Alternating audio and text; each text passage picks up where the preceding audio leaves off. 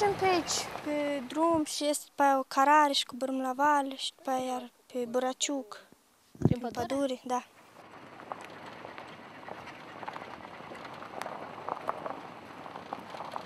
Acești copii trebuie să parcurgă minim 15 km, cum am mai spus, ca să aibă parte de educație. Desființarea acestei școli s-a impus ca urmare a unor acte normative, ci ca urmare a faptului că un număr mic de elevi funcționau în 4 clase simultan și calitatea învățământului nu era cea dorită.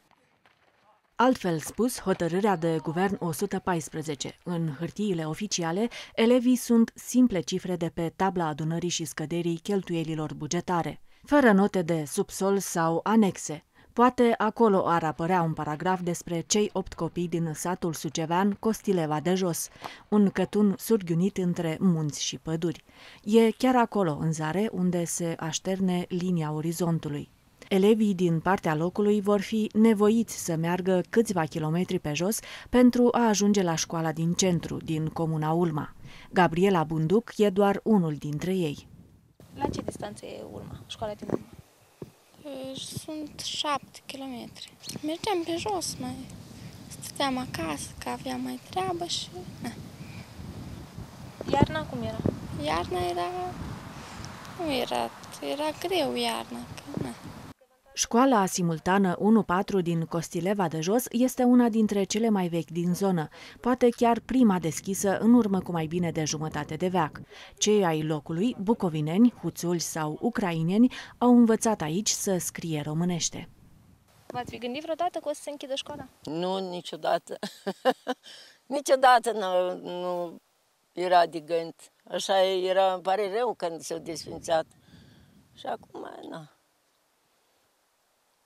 Ce să facem? Dacă o să adună copiii de undeva, să fie școală, dacă nu, ce să facem?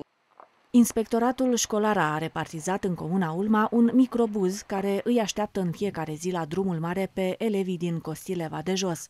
Dar nu la drumul mare se adună pericolele și greutățile. Școala avea cât de cât condiții de funcționare, să zicem normale, poate alte școli funcționează în condiții mult mai precare. Dar având în vedere că școala dispune, primăria practic dispune de un microbuz de transport elevi care în fiecare zi se deplasează aici pentru a prelua elevii din clasele 5-8, în număr de 7 elevi, sigur că s-a constatat că pot fi duși acești copii la școala de centru.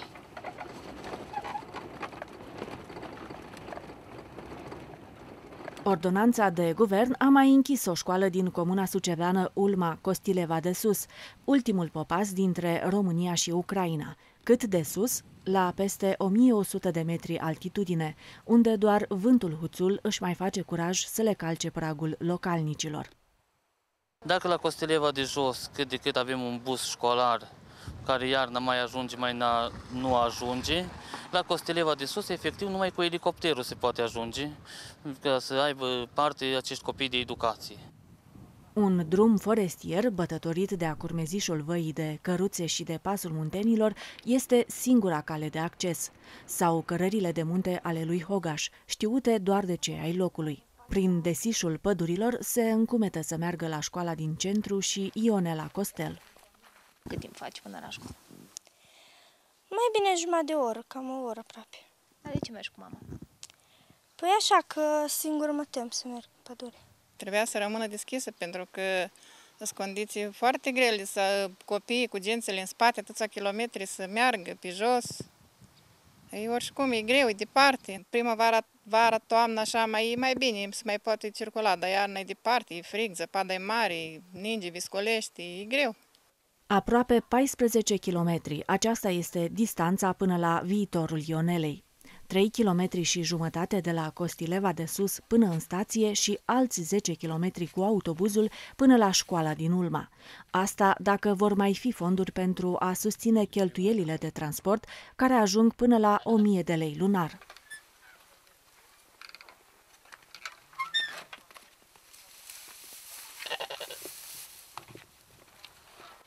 Sper că primăria va asigura și începând cu acest an școlar din septembrie fonduri necesare pentru plata motorinei în special plata motorinei și întreținerea acestui microbuz. Dar de unde să avem fonduri? Noi nu avem fonduri nici de salarii. Comuna este năcăjită, am fost loviți de inundații în 2008, chiar în 2010 de 3-4 ori am fost loviți de inundații, iar costurile pentru întreținerea celor 2 buzuri școlare sunt foarte mari. Șansa la educație pentru Ionela Costel, Gabriela Bunduc și alți 14 elevi rămâne o loterie.